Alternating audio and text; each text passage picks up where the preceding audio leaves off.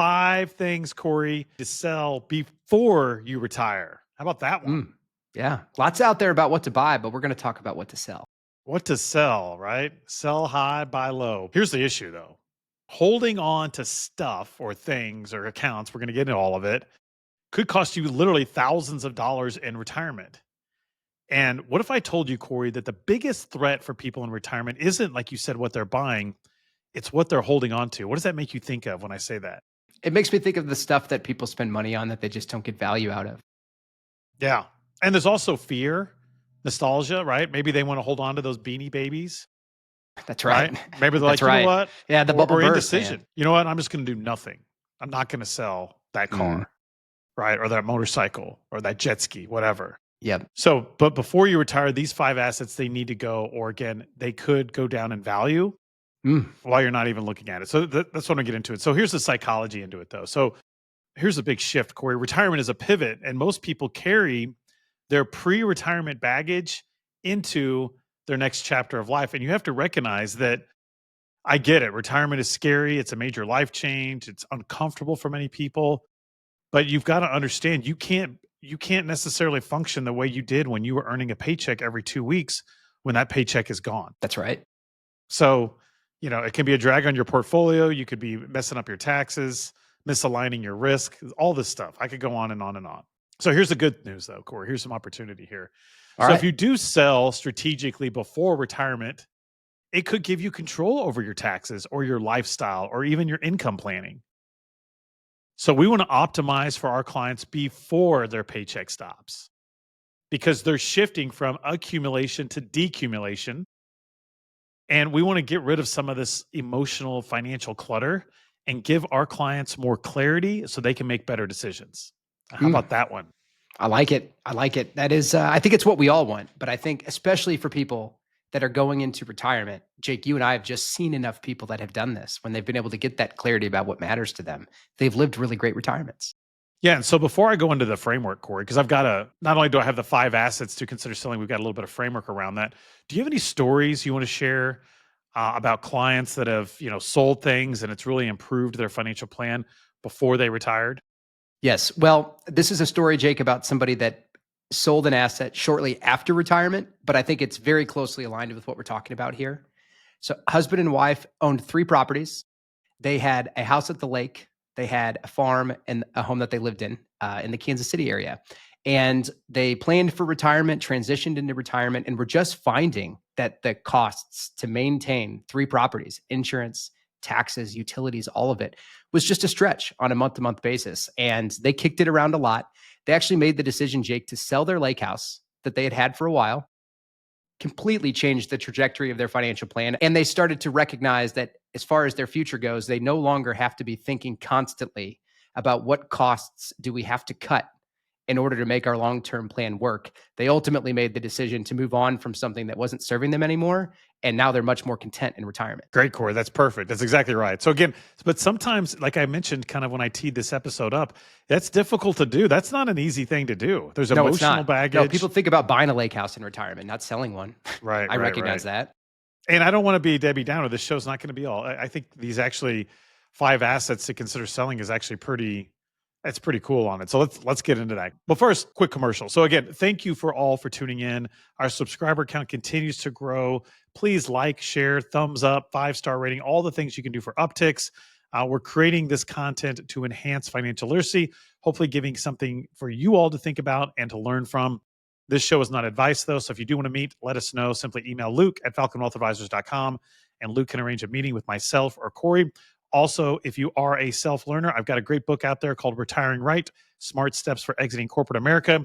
You can go into our show notes here and click a link and download a free copy. That's right, a free copy of the ebook. That way you get 150 action-packed pages more on retirement planning. So quick commercial there, Cory. And again, Cory and I are both very active on Instagram. So Cory is Cory Bittner KC. I am Jake_Falcon_CRPC. Feel free to follow along on Instagram as well. All right, Cory. So let's get into it. So number 1 is employer stock. So this is one of the things that I recommend clients sell before they retire. Now, sometimes, Cory, we have to do that, like you mentioned, soon after retirement for tax planning purposes, but I want to do this soon. And the reason is when you have a concentrated position and you're entering retirement, that is a very risky way to go about living. And we don't like to see that. We don't like that added volatility, that added uneasiness that goes along with having 30, 40, 50, 60% of your net worth tied up in one company stock. So again, that employer stock are one of the things that we want to help clients consider selling during, right before retirement or right after retirement, but right in that window to diversify so that they don't have to worry about one stock disrupting their entire financial plan. You have any thoughts on this one? Yeah, absolutely. I mean, I think to just flip this, to think about it differently, Jake, for someone that does have a concentrated stock position in their employer stock, if they were working with a fiduciary wealth advisor for retirement planning, and that advisor recommended that they put 50% of their money in one stock, they'd probably think it was crazy. But my experience is the emotional attachment to to the same circumstances. The company might just be different because they've worked there for many decades. It doesn't seem like as big of a risk to people as it actually is. And I think the shift from accumulation to decumulation and really taking risk and chasing returns is totally different once those paychecks stop. Right. Generally speaking, you don't want to do more than 20%. Again, the show is not advice. But in retirement, I don't like 20% either. I like it to get closer to 10, right? Yes. Yes. Yeah, this is a really common one though. And I think see it all the and I time. was talking about stories. Meet with a client the other day. I popped in, the planners were meeting with him, and I popped in to say hi. And he's got a concentrated stock that's done extremely well in his portfolio. And the planners were telling me in front of him, Cory, that it was like, I think over half of his portfolio. Now, this gentleman's fortunate. He doesn't really need his portfolio as much to live off of. He's got other income sources. However, I was like, look, you need to trim this back. It's done extremely well. And if you want to leave a legacy to your kids and grandkids, this is a reason to trim it. Now, I wasn't telling him he had to sell all of it, but I was like, look, because he wanted to buy a different stock. I was like, that's great. That's great. Where we should get the money to buy this other stock is we should sell some of this concentrated position to diversify you and trim it. And so I was really adamant about that with him. Now, the planners went on and conducted the rest of the meeting. So I don't know what ultimately he decided, but he wasn't like his heels were dug in the ground. But my point is, sometimes people, as they get older, they actually, if they don't need their account, their account can get very concentrated because the stock market, if it goes up or a particular stock does really well. So we need to continue to trim for those people too. So not only at retirement, but you should be looking at this all the time. Yep. Very good. All right. Why don't you go into number 2? I won't read them all off because you just already brought this up. So go. Yeah. So the second asset, rental properties that are a headache. Now, I talked about a lake house, rental property, all just the same though. So if somebody owns a rental property, maybe it's generating some income for them that they're factoring into their financial plan or their retirement plan. The reality with rental properties, especially if they're a pain, Jake, time intensive, margins can get diminished if it costs more to pay for insurance and utilities, et cetera, for just maintaining a property. And of course, the risk that comes with whomever lives there and whether or not they take care of it. So I think the rental properties that are just a headache for people is an asset that might be something to consider before selling before retirement versus assuming that it's going to be, a magical income stream for decades in retirement. All right, Cory, I want you to close your eyes. Close your eyes, Cory. And everyone listening or watching this, I want you to close your eyes. Unless you're driving or doing something that requires vision, then please don't close your eyes. But if you're sitting down or you're not doing anything physical or whatever, I want you to close your eyes and I want you to envision you're 68 years old. You're healthy. You like to travel. You've got a great family. You've got great grandkids. And you've got a beautiful house, a perfectly manicured lawn. You've got a great network of friends that you socialize with. Everything is great, right? You get good rest, you exercise, you eat healthy. And then boom, Cory, 12 o'clock at night, you get a call from your tenant. The toilet is overflowing with crap and they need you to come fix it. My eyes are open. How does that sound to you? They were closed until then. You had me there. You had me going there for a bit. What about this one, Cory? Your renters just stop paying and they disappear. Or what about this, Cory? Your renters decide they want to have 20 cats in your house. Yeah. Or they trash it on the way out. I know someone this happened to. Yeah. So I don't envision that as something I want to do in my 60s or 70s or ever, Cory. So again, rental properties can be a headache. And, you know, I just posted something about this. Like, I think many real estate investors, Corey, get it wrong. They're like, well, Jake, the renters are paying the mortgage payment for me.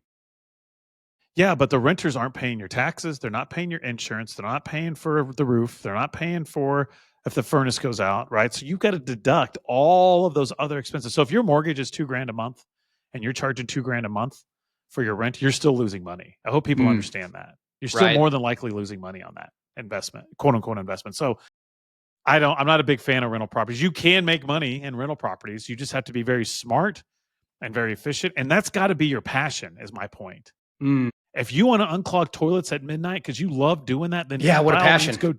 go do that. And there's no judgment here. I don't want to do that. I don't want to do that. So, anyways, all right. Me neither. Number three. Me neither. Number three. My eyes are open. Good. You can open your eyes, everyone. All right. Number three. Corey's are open. Number three are unused vehicles, toys, or big lifestyle drains. Right, Corey? Maybe you had a pool table.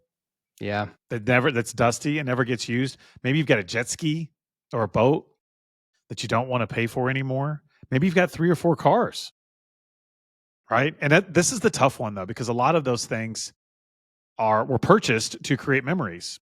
And I don't want you to confuse owning the item with selling the item with selling the memory.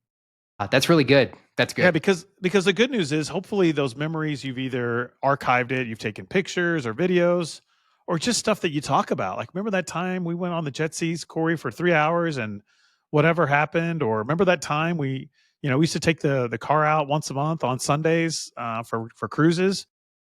If that stuff's starting to drain your money and it's depreciating in value, by selling it, you're not selling the memories. You're not selling the memories. You can always have those things. You can take pictures, you can document it. So I know it's easy for me to say, of course, but I just want people to think about that. Can I ask you a question, Jake? Yeah, please. Let's talk about RVs real quick, just because this is something that I've had a lot of conversations with people about, and that is those can be very expensive toys. They're very expensive. But I think that some people own RVs and they anticipate that they're going to travel quite a bit in it in retirement, or people buy RVs shortly before retirement. Obviously, this show is about selling, but I just want to get your perspective, Jake. You've worked with and have met with enough people, that have experience with RVs. Where do you think that falls in these toys, and whether or not it's going to be unused? Yeah, they're very expensive. So I've got 2 types of clients, and it's pretty polarized, Corey. I've got clients that have had RVs, fifth wheels, buses, whatever, and they have used the heck out of them, and they have really enjoyed them, and they sell them when they're done with them at a loss. They've lost money, but they traveled the way they want to travel. They saw the country the way they want to see the country, or whatever. They saw the country the way they want to see. So, but then I have clients, Corey, that didn't use the RV as much as they wanted for a multitude of reasons, right?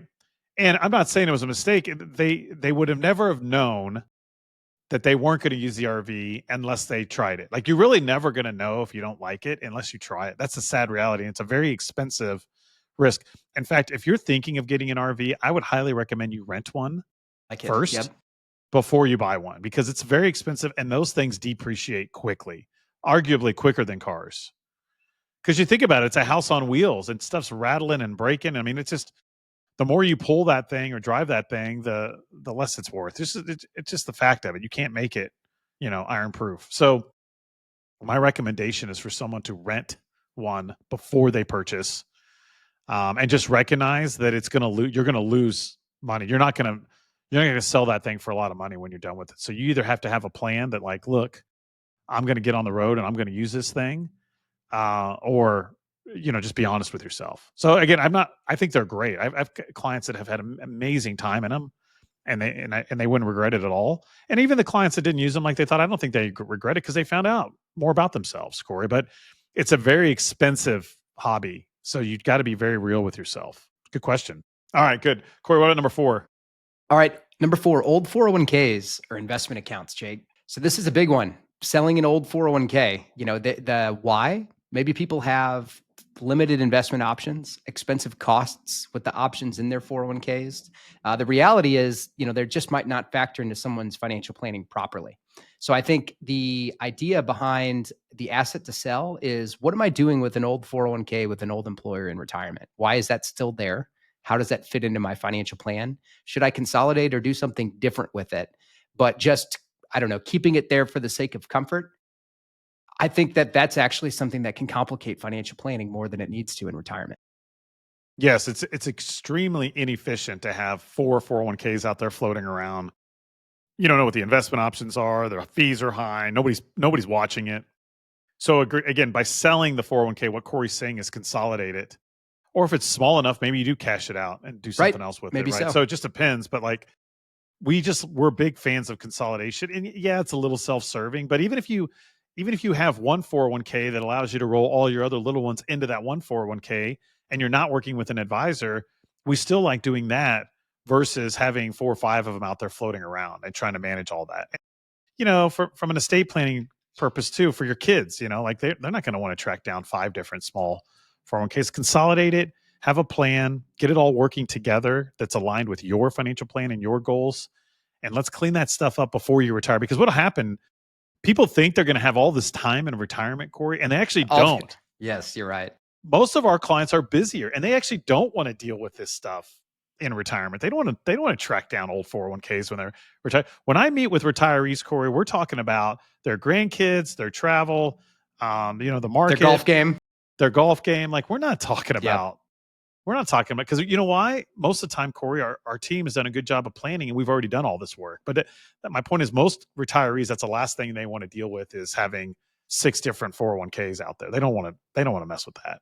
Right. They want to Yeah, not to mention things. When those required minimum distributions begin, it can really get complicated. Yeah, exactly. Good point on that one. That's a whole nother topic. Number 5 would be a small business or partnership stakes. I would even add a timeshare. Now you might say, hey, I bought this timeshare to use it in retirement. I'm just not a fan of timeshares, generally speaking. Very rarely have I seen them work out for clients. There's probably a handful out there that are getting the max benefit from their timeshare. But maybe you have a small stake in a business, or you own a piece of a commercial building or whatever. Again, complexity, liability, and it's just a distraction from your retirement. Do you want to be tied to this small business instead of being able to travel? So have an exit plan. Be smart with your tax planning if there are tax implications. But really cleaning up those other holdings you might have out there. Maybe you've got private equity, maybe you've got an annuity, maybe cleaning this stuff up. Thoughts on that? Yeah, no, absolutely. I agree with that completely. And I think that, I want to be clear. I think we should be clear here, Jake, that, someone having equity or ownership in a small business that they want to stay attached to in retirement, that's a whole different story than just hanging on to an asset that you've always had. And I think that's really where we're talking about drawing the line. And I almost think about this, Jake, in the sense of, we want to sell complexity and we want to buy clarity and simplicity. Good one, Cory. Yeah, I like it. All right, good. So here's our myth. Are you ready for our myth for the week, Cory? Let's hear it. Here's the myth. Have you heard this one before? I'll just keep it. You never know. It's not hurting anything. For all the hoarders out there, right? Yeah. Yeah, that's right. I just want to hold on, Cory. I might need 4 cars. Or you never know. I might need this boat, right? Yeah. Yeah, you never know. So here's the myth, Cory. Holding on to assets, the myth here is that it's safe. Right. And the reality by being complacent and doing nothing, that actually is exposing you and can be the costliest decision, believe it or not, by not doing something. So selling is a strategy. Like I talked about earlier, it's not a loss. You're not selling that memory. It's repositioning for the life that you want.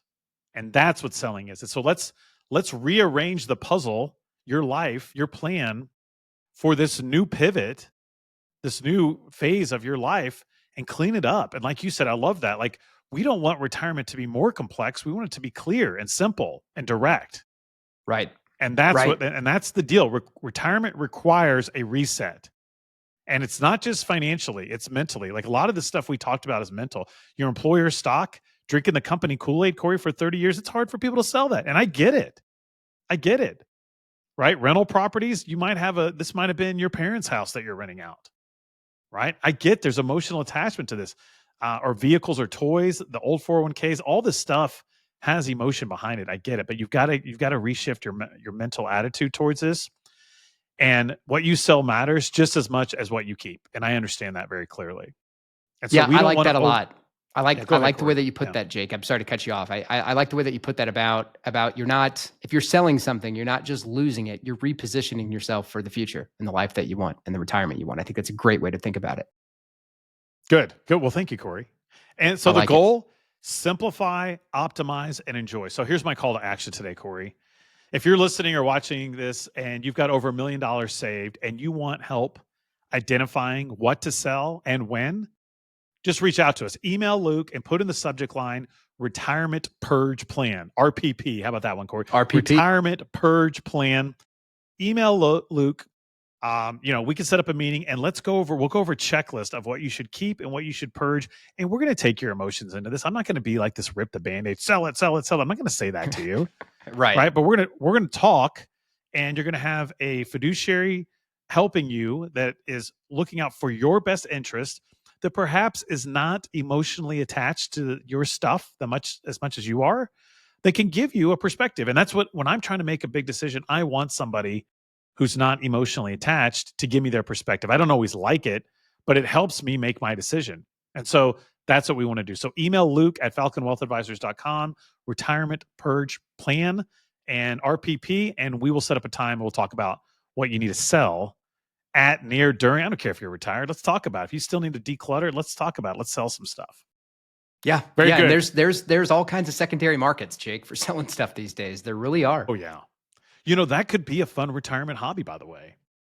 Seeing how much money you can make on eBay or Facebook Marketplace. I have an aunt, Jake, who was doing this, where she was actually buying pieces of furniture really cheap on like Nextdoor, Facebook Marketplace, et cetera, and just refinishing them and selling them. And she was actually generating a decent amount of income monthly in retirement for herself, applying something that was already a hobby.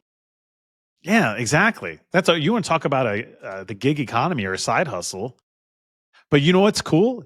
Many people out there, Cory, don't even need to buy anything. They got that stuff at home already. They don't even need to buy it. That's right. Yeah, it's sitting true. there. It's that stuff they should sell before they retire. It's sitting there. Clean it up, paint it, fix it, sell it, and then go buy more stuff with it. I don't know. That's right. But it does boil down to those stuff, right? And I do think, I think I'm speaking anecdotally, but from experience here of doing this, Jake, for 15 years and meeting with hundreds, if not thousands of people planning for retirement, that we just have a tendency to accumulate stuff. And it's easy to, if we have the space, once I bought a house, Jake, I'm like, wow, it's amazing how fast we could fill this place up with stuff.